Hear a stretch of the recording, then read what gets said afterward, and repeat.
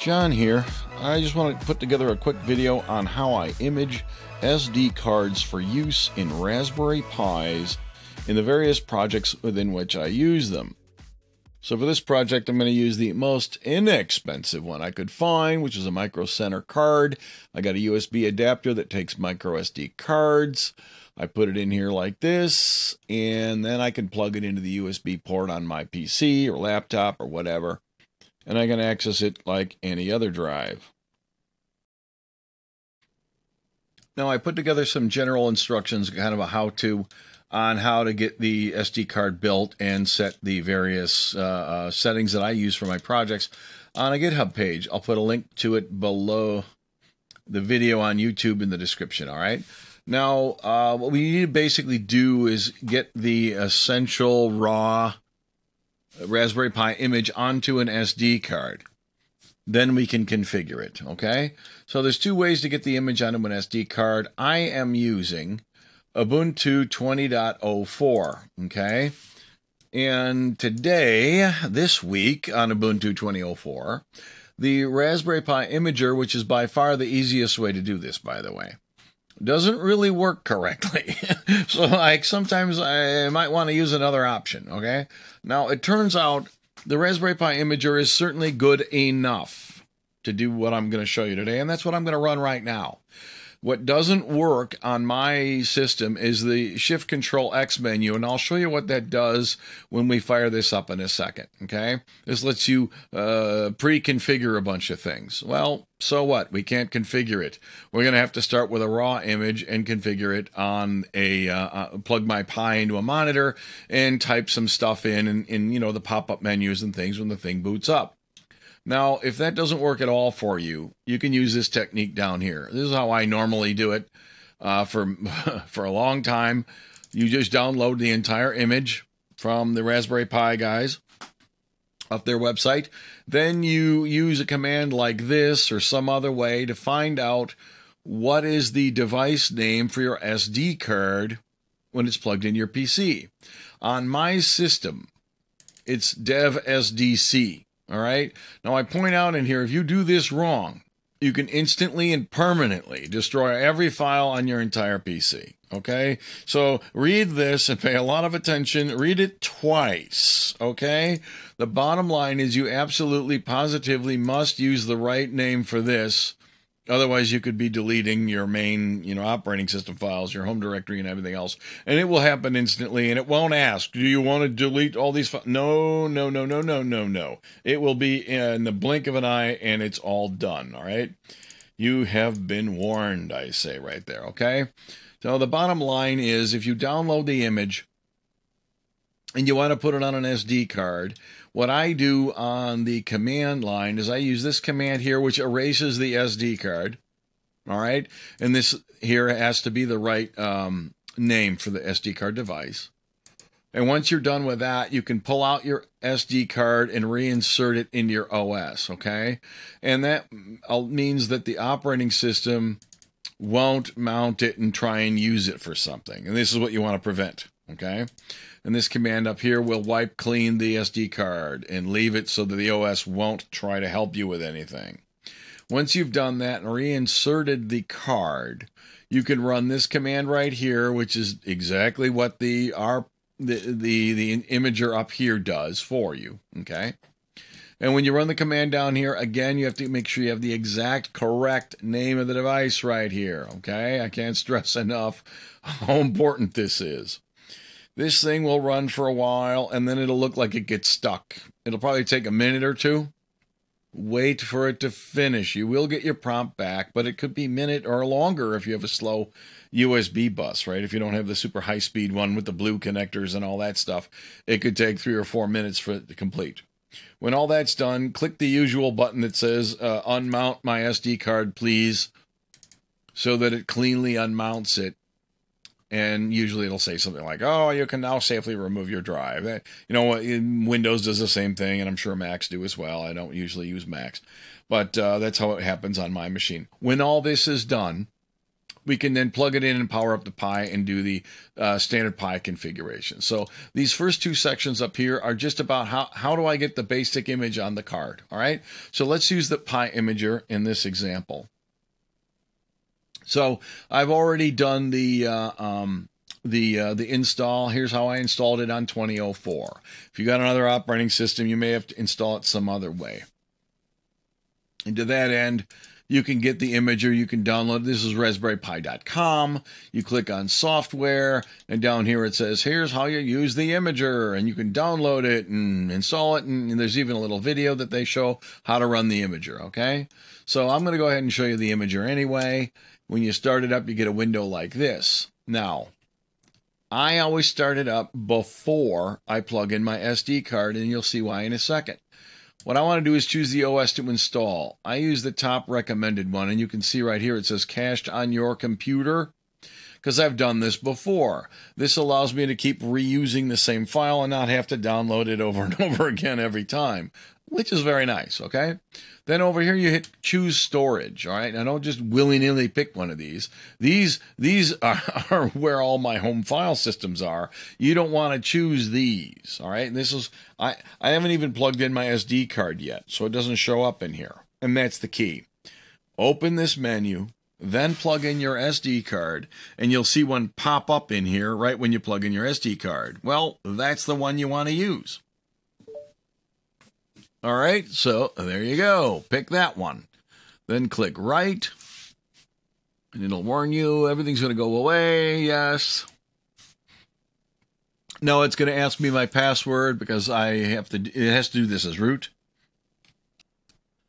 And once you've done that, it gets ready to go and writes the file onto the SD card. Gives you a little progress meter here. It might take a minute or two. Now, while this is going, I'll show you what doesn't work for me, all right? Who knows? Leave me a comment below why the heck this is going on. You hit Control-Shift-X, and it opens up this menu here. So when I do the initial install, if I want to, I can set, the host name. I can turn on SSH. I can do various things. Not a lot, but some stuff in here, all right? This doesn't work for me, so I'm not going to do it. And I'm going to get a very plain vanilla Raspberry Pi install image on my SD card. And when I'm done with this, I'll just configure it at the regular old prompt when the Pi boots up. And I'll show you how to do the initial stuff when this is done. When it's done writing, it'll go through a verifying phase. And when it's done verifying, it'll say you can now remove the SD card and all this other fun stuff. And you hit continue. And close the window down. And you go to your Pi, you put your card in the Pi.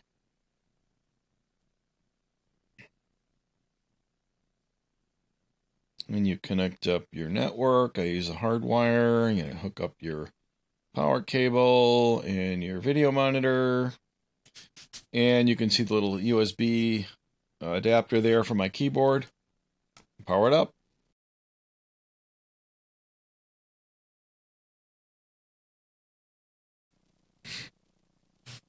And then you go to the welcome screen and do the usual thing here and click next. Okay. And choose where you are. I'm going to go with English and the US keyboard. I don't know why the keyboard doesn't change when I choose US anyway. I don't know. I'm in this time zone. Go on your merry way. And then they're going to want you to put a password in here. So I'll just put a generic thing in here, ABC1. You definitely want to use a better password than that. But for demo, this is good enough. The screen shows a black border. In my case, it does. You can see the black border over there. So say yes, it does, and it'll better fit the image to your screen. I don't use Wi-Fi in my setup. I use a hardwired network, so I'm going to hit skip on that. And then it says, do you want to update the software now or do it later? I'm going to do it later just to get this thing going. It says it's now ready to set up and go. And when you hit this, it will reboot.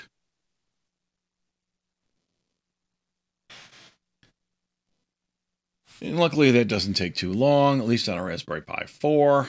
Now, what I'm going to do here, I'm going to jump ahead a little bit. I don't want to do all the configuration on this terminal. You can here, all right? Like Control-Shift+, I think you get a bigger font. Maybe this is easier to see on the camera here, all right? Extra junk in there. So what I'm going to do here is I'm going to type raspi-config, and we'll come back to this in a minute. It's sudo raspi-config. Config. All right, you get a screen that looks like this. All right. Now what I'm going to do is turn on SSH right now, and then we'll go and connect from my desktop later, so that we can do a better job at recording this. Okay. I think I'm in the wrong menu here. So SSH is underneath interface options right here. You can see it right there. And I'm going to just say, turn it on. You go in here and you type yes. And it gives you a warning. Be careful not to use crappy passwords like the one that we just chose, right? Now I'm going to go into finish here. And now SSH should be turned on right now on this system. So I don't need to use this anymore. I can connect in from my regular desktop and we'll do the rest from there. All right, keep our eye on the context. What did we just do? We went over and started configuring the Pi. We booted it up. We answered the usual questions, set the password, the time zone, and all that. Rebooted it.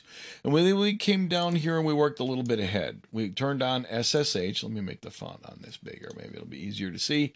We turned on SSH, and then we came back to my desktop, which is what's recording this right now, okay? So we worked a little bit ahead there. Now we're going to come back and do this, all right? You could just as easily have done all this on the Pi, but I don't want to sit here with finagling a camera around trying to record the screen in the corner of my bench, okay? So what we're going to do is we're going to log on using SSH, okay? Now, because we took all the defaults of everything, we plug the Pi into the same network, same physical network that my desktop is using. I can now use SSH. I can say pi at raspberrypi.local. And this is a mechanism that says, look, I don't know what the correct IP number is for this thing. Just do a massive broadcast out on my local network and ask if there's a machine out there with this name, and that will then come back and tell me where it's at. Now, I'm grossly simplifying how that really works, I know, but roughly speaking, that's kind of what happens here. Now, due to my setup, this will give me an error, okay? I've used other machines on my network before, and this is going to say, hey, you know, the Raspberry Pi, you know, the machine that you're trying to log into doesn't look the same as it used to. Okay, and what that really means is, you know, it's just used a DHCP address on my local network, and it came online with this number right here. Well, maybe yesterday I had a different machine on my network that used that IP number. Okay, so be it, right? So I got all these warnings in here, and it tells me to get rid of these, to fix these things, I can use these commands here. And I'm going to do this because I know that what this means is that I plugged it into my local network, all right? And you could easily end up with the same sort of a situation. Down here it says, you know, get rid of this key down here, all right? So now we're good. Now if I run it again, I'll still get an error here. Let's go back and run it again, and we'll get a different kind of an error here. Now it's going to say, do you want me to log in? Yes, I do. And then it comes back and says permission denied. Now I've seen this all over the internet. A lot of people having this exact same problem that I have. All right. Here's how you fix it. All right. You come back into this little install guide down here and you see, look, you should be able to log in. And if you get this error here, and this is exactly what I'm getting, try this. Okay. And what this does is, as you saw before, I just said SSH Pi at Raspberry Pi local, all right, and it gave me an error. It gave me this error up here. Now, the reason I got that error is because my SSH on my desktop is configured such that it wants to use the, you know, super secure everything with its shared public keys and all the other stuff. And it gets confused because the Raspberry Pi doesn't come back and know what the heck is going on. Of course it doesn't know because we haven't configured it yet, okay? So if you do this, what you're doing is you're saying, look, use no configuration file whatsoever. Don't try to be smart about this. Just connect me up to this machine, okay? Thank you very much. And allow me to use password-based authentication. Don't mess it up. Don't help me, okay? So we'll try that one this time. And lo and behold, it will work. Remember, I typed in ABC1 for my cheesy password, and we're in. Okay, so that saves you 9 hours of Googling around on the internet. So why can't I SSH into my Pi? Well, that's why. Okay, now we are in a position where we can now configure our Pi using the script that I kind of put together here. Now notice I'm jumping around a little bit. You don't have to do this jumping around if you just configure the whole thing at the prompt on your Pi with a, its own keyboard and monitor. But I'm doing this so that I can record the screen more easily, all right? So we're back up here. Let's go ahead and do our sudo apt update and our upgrade to get all the latest, greatest versions of all the tools before we go on our merry way and set everything up to get going.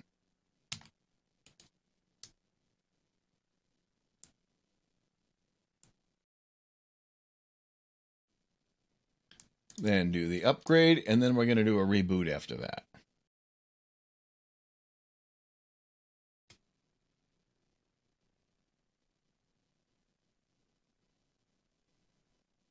And it will eventually finish after a couple of minutes. This takes significantly longer if you're on an older, slower Pi. As you saw earlier, I'm running on mine in a Pi 4. All right, when you get this prompt back. Now, I always reboot after I do an upgrade. Every time, all the time, no matter what. Even if I think I know better. And the reason is because I'm probably wrong if I think I know better. And, we just updated kernels and all kinds of other drivers and everything else. You gotta reload this thing.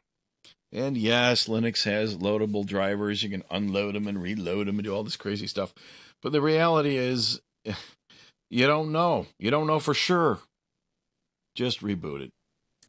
All right, so when it comes back online, we can log back in again with SSH, and we can run the raspi-config on the command line, even from remote, and we can set up all the right things we really want. We want to give it a host name other than Raspberry Pi, unless that's okay with you. It doesn't really matter to me, but I don't like typing all that in when I want to SSH into the thing. And we want to choose how we want it to boot up, turn on the various ports that I use for most of my projects. So log back into it. And run sudo raspi-config. And go on our merry way. What do we want to do? Wireless LAN and stuff like that.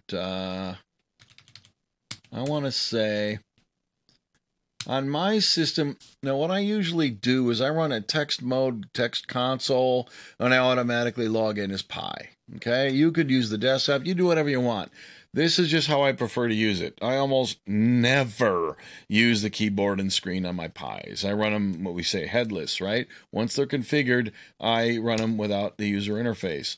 And the reason I shut off the GUI at that point is because it takes an enormous amount of memory to just start up those other idle, simple graphic apps that don't do anything whatsoever. Just shut them off. Now, the reason I want to set a host name in here, other than Raspberry Pi, is so that I can configure more Raspberry Pis later on and not have their names conflict, all right? So I'm going to use this one. I'm going to call this Flash 1. Because I'm going to use it to program flash memory is what I'm going to do with it. But yeah, name it whatever you want. And once the name changes, what happens is when you do the SSH and you log into it, that's the new name you're going to use, okay?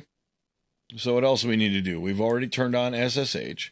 I want to turn on the SPI interface, I2C, and I want to turn on a camera. You never know. I might want to plug a camera in there. Then I'm going to reboot it, and then I'm going to do the rest of these settings down here. Those are in the interface options, okay? SSH we already turned on. We can see in there it's already set to yes, okay? That's great. You can do it again, doesn't matter, okay? Then we're going to come down here, and what else are we going to do? We're going to turn on SPI. Yes, turn it on, please. Now, this is just for me. If you don't want SPI on, by all means, don't, right? I tend to use SPI and I2C in a lot of my projects, so I want to make sure those are all turned on. All right, and did I do the camera, or did I forget to do that? I guess I forgot to do that. Okay, so yes to turn on the camera. Again, if you don't want a camera, don't turn it on. I do. So I'm going to go in here and say finish when I'm done with all that. And it says, do you want to reboot now? Yeah, sure, why not? And it'll go in here, and then it'll log me off. It'll take a minute or so to reboot, and then I can log back in and pick up and do more configs. All right, coming back to the notes, we already played around with SSH, and we know how to do that, and we're obviously getting in okay. Now, these are my personal preferences down here, okay? I use Vim. I don't want to use Nano and Pico. I hate those editors. They slow me down. You put in your favorite editor, okay? And this is how I set up Vim. If you use Vim and you're using a mouse, you want to cut and paste with Vim, and you want to just be... These are the settings that I use, all right? If you don't know what's going on here, you might try them and see if you like them better than what you're using. Otherwise, just ignore your, use whatever editor you want. I'm not here to start a bunch of religious wars on what editors are best. Oops, I changed it, didn't I? So that tests it. I changed the host name, right? I changed it to Flash1. It's easier to type than Raspberry Pi, at least for me. And I'm going to go back through this again because it doesn't know what that is. And we're going to type in our cheesy password, ABC1. And now we're logged in with a new name, okay? So here is now me installing Vim.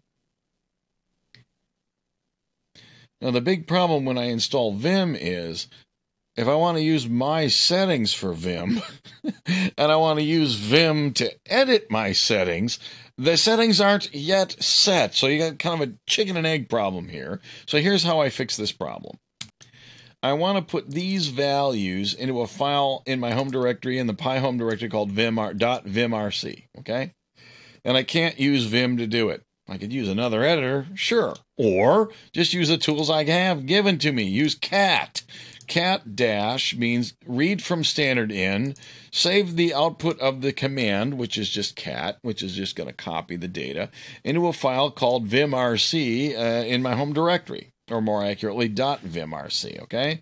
So if I take this line here and paste it into the terminal,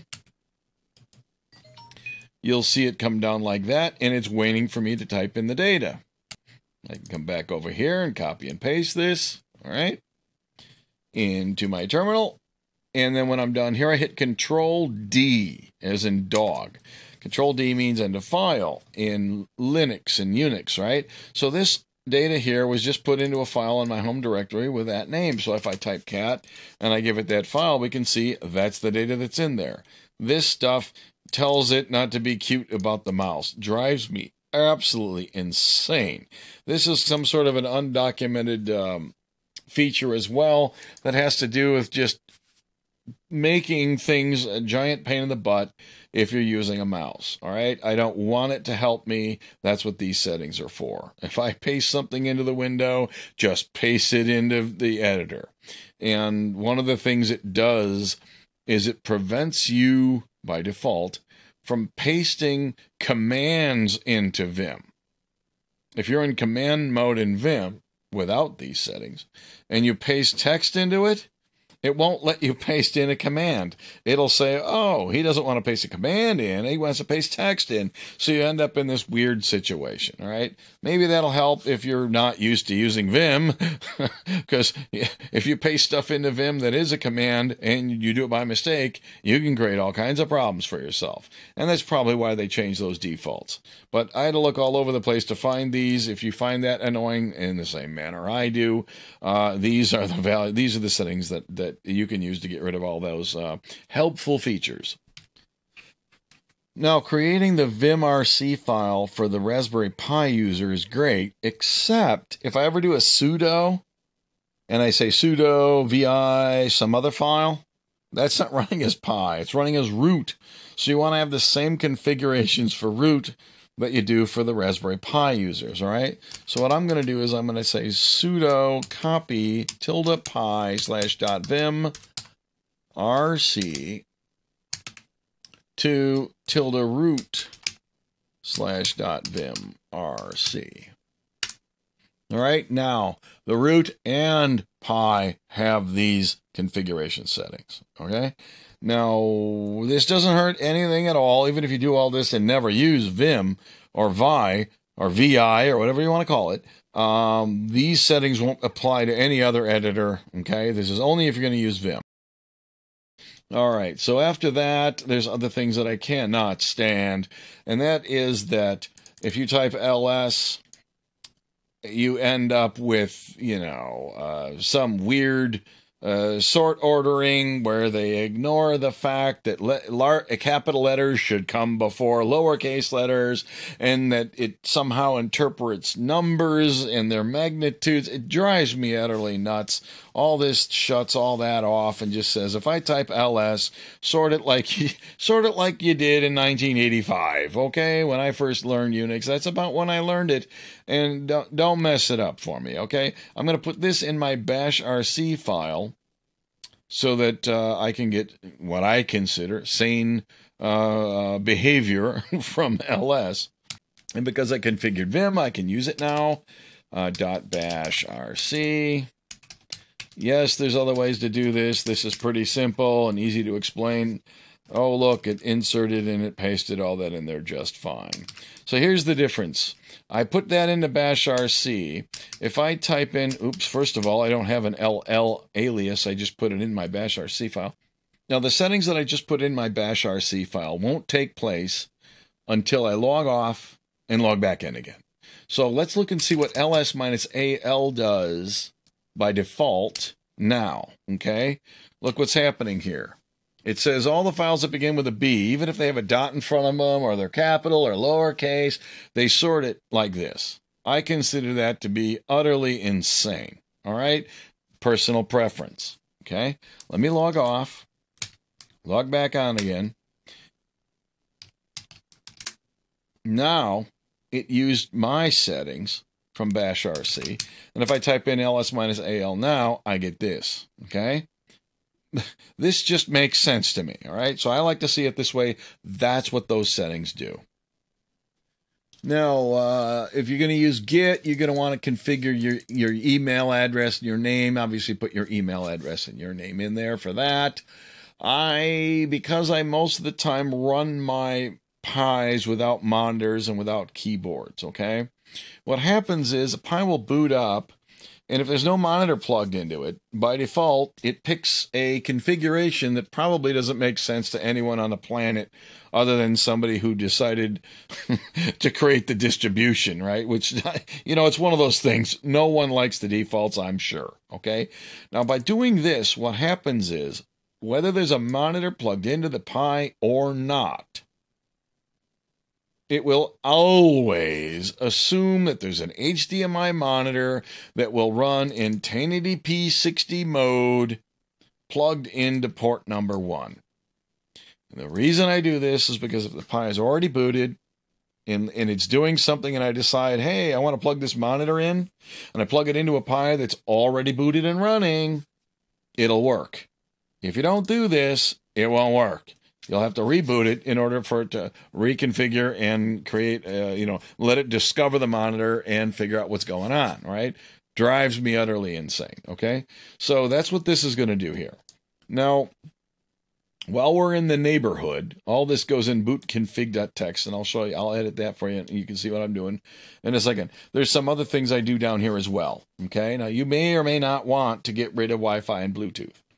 Most of my projects use hardwired Ethernet, okay?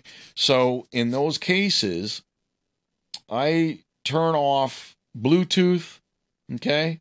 And I disable the Bluetooth and the Wi-Fi drivers, all right? And I leave it that way, all right? That way I don't have to worry about, oh, look, Bluetooth is still on, and maybe there's some sort of a security problem. I don't know. If I shut it off and delete it and disable it like this, I don't have to ask that question. I know it's not running, and therefore there can't be a problem, okay? So I'm going to go ahead and edit this bootconfig text file, and I'm going to add these lines here and these lines down there to take care of all that at once. When I'm done with all that, I'm going to remove these driver packages. All right, so here we're going to do a sudo vi edit c not etc. boot /config.txt, like this.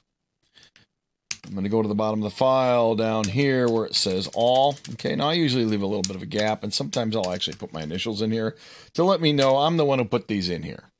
Otherwise, you know, I come in here a year from now, I'm like, oh, how did these get here? Well, I'm the one who put them in there, okay? All right, now remember, in the boot.config, I want to put these lines in there. I want to put these in there to shut off, in my case, to shut off the Wi-Fi and the Bluetooth. It turns out I'm also going to do some other stuff with the I2C, but we'll come back and do that a little bit later, okay? Let's just take care of the HDMI and the Wi-Fi and the Bluetooth right now, okay? So let's go ahead and copy this. All right, now these overlay things we want to put in there to disable and shut off the Wi-Fi.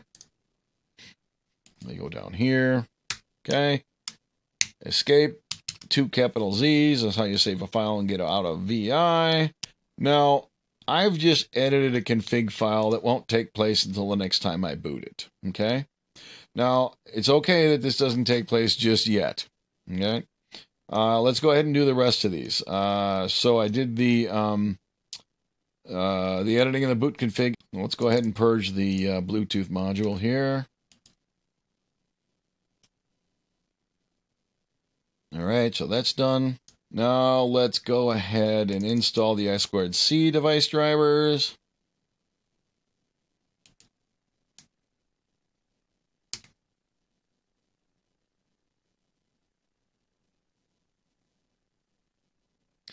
Now, when you do I2C work, the default speed is kind of slow. So I'm going to go back into the config.txt file again, and then I'm going to change the bit rate. And we'll go back and, oops, we've got to do a sudo on that.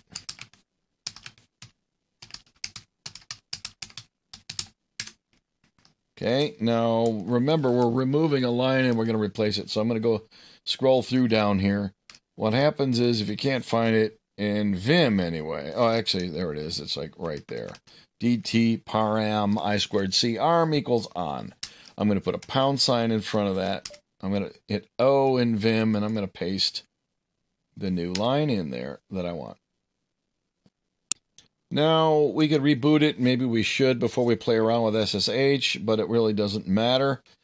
If you know how to set up SSH with your public and private keys, look, this assumes that you've already done all that. I'm not going to explain that. You can go find another website that explains it.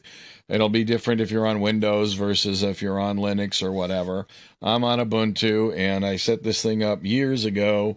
And all I want to do is be able to put my public key on the Pi so I can log in without a password. It saves you a lot of typing and makes life a lot easier if you know what you're doing with this stuff. If you don't, go ahead and read some how-tos on how to set up SSH and create your keys, all right?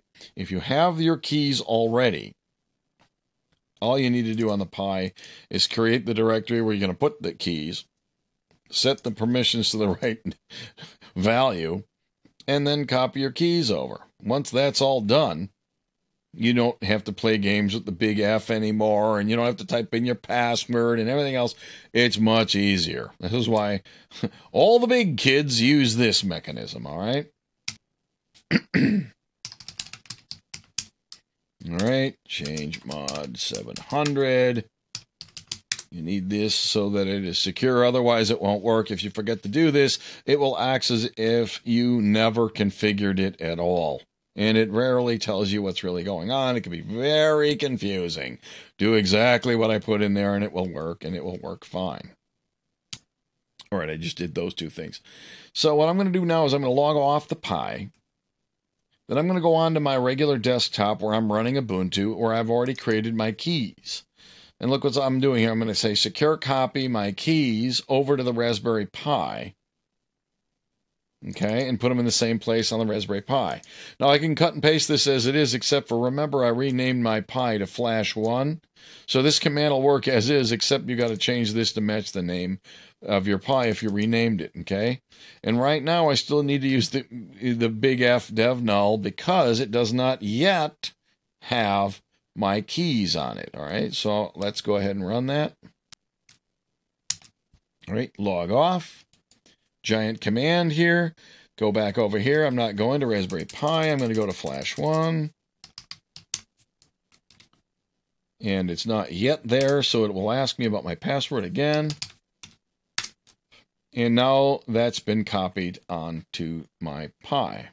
Now, as I say here, you should be able to log into Pi with my SSH key from my desktop. All right? And I don't have to put my password in anymore or anything like that. Now, this on here is optional, but I always do it because once you have the Pi set up, you never want to let anyone log in with a password, especially if you choose something foolish like ABC1, all right? If you make these changes, then no one can ever log in with a password. They must log in with an SSH public and private key pair. All right. So if you have them, this is what you want to do. So what I'm going to do is I'm going to log back in and I'm going to make sure it works first because obviously if it doesn't work, you don't want to shut off password authentication until you get the thing verified that it's working. All right. And then I'm going to make this change in the config file. All right. All right. So let's go ahead and SSH in the Pi at flash 1.local. This should be all I should need to do once it's working and set up correctly. And bang, I'm in. I don't have to type my password anymore. It's great. And all this is because I already set up SSH on my desktop. Again, you'll have to find another video on how that works for you depending on the kind of system you're running. Okay, so what do we do now? We do sudo, and we're going to edit. Use your favorite editor, etc. SSH, SSHD config, all right? And there's this file over here full of a lot of stuff. Now it's going to come down here, and when I edit these files, I don't just hack the thing up, all right? Leave this line in here. A lot of people will say, just change it to no, and then remove this comment character over here. No! Leave it the way it is and remember what it was. I'm going to do that. All right, so this is here. This is the original one. All right, I changed it to that. And it helps me later on know what I've modified in this file. All right, just a simple little technique here. Now, again, this won't take place unless I either reboot or I somehow restart the SSH server daemon. Now, we've been doing a lot of editing of a lot of config files here, and we probably should be doing a reboot, but let's go ahead and just test out the SSHD server. Then we'll reboot and log back in and make sure everything's copacetic when we're done. So this here will cause SSH to restart, after which it will never let me log in with a password ever again. All right, so we'll go ahead and run that. It says, okay, I restarted it. Now let's log off. Let's make sure we can still log in.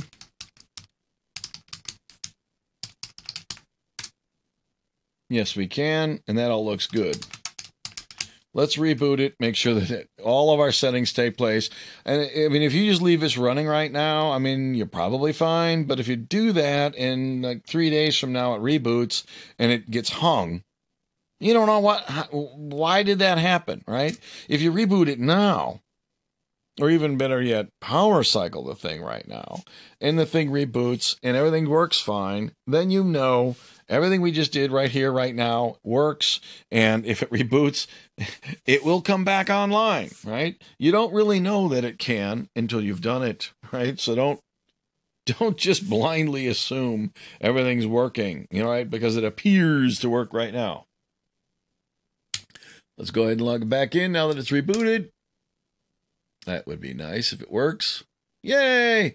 All right. All right, there you go. This is a generic Pi. We've given it its own custom name. We know how to log into it. We've got SSH set up. We've disabled some services that I don't particularly need. We configured a bunch of stuff. That's how you make these things happen. All right. I'd like to say it's simple, but this probably is going into overtime enough as it is. It is about as straightforward as you can get with it, really, honestly, a system install with custom settings and things like that. So hopefully this was useful. Let me know in the comments below. And if I missed anything, definitely let me know in the comments below. We can all learn something. Thanks for watching. See you next time.